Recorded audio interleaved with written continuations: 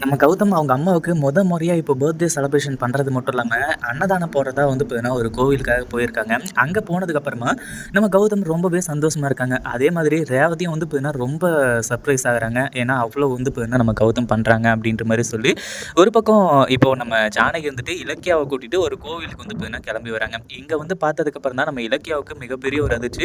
ஏன்னா, கௌதம் வந்துட்டு எந்த கோவில்ல கூட்டிட்டு வந்து இந்த அன்னதானம்லாம் போடணும் அப்படின்னு சொல்லிட்டு வந்து நெனச்சாங்களோ, அதே கோவிலுக்கு இப்போ நம்ம ஜானகியும் கூட்டிட்டு வந்திருக்காங்க. இது இலக்கியாவுக்கு மிகப்பெரிய அதிர்ச்சி ஆயிடுச்சு. எங்க வந்து பார்த்தீங்கன்னா, ஜானகி அத்த இருந்துட்டு அவங்கள பாத்துற போறாங்களோ, ரேவதி அத்த இவங்க எல்லாருமே இங்க இருக்கிறத பார்த்தா கண்டிப்பா வந்து பார்த்தீங்கன்னா, அதிர்ச்சி ஆயிடுவாங்க அப்படின்ற மாரி வந்து சொல்லி, எப்படியாச்சும் வந்து பார்த்தீங்கன்னா டைவர்ட் பண்ணலாம் அப்படின்ற மாரி நெனைக்கிறாங்க. ஆனாலும் இலக்கியா எதனா சொன்னா கண்டிப்பா நம்ம ஜானகிக்கு டவுட் வந்துரும். அடுத்ததா என்னாச்சு அப்படின்னு பார்த்தீங்கன்னா, நம்ம இலக்கியா இருந்துட்டு பார்த்துட்டே இருக்காங்க. அவங்க பார்க்குறாங்களா இல்லையான்னு சொல்லிட்டு. நம்ம ஜானகி அப்படியே திரும்பி பார்க்கும்போது, அங்க கௌதம், அதுக்கப்புறம் வசந்த் இவங்க எல்லாருமே இருக்காங்க. கூடவே ரேவதியும் இருக்கிறத பார்த்த உடனே பயங்கரமான அதிர்ச்சி. என்ன பண்றதுன்னு சொல்லிட்டு வந்து தெரியாம திருன்னு வந்து முழிக்க ஆரம்பிச்சுறாங்க. அதுக்கப்புறம் தான் இலக்கியா என்னது கௌதம்லாம் இங்க இருக்காங்க அப்படின்ற மாரி சொல்லி, நேரா போய் ரேவதி கிட்ட இப்ப மிகப்பெரிய பிரச்சனைய வந்து பண்ண போறாங்க. அதே மாதிரி நம்ம இலக்கியாவும் ஏற்கனவே வந்து நம்பிக்கை இல்லாம இருந்துட்டு இருந்தாங்க இல்லையா?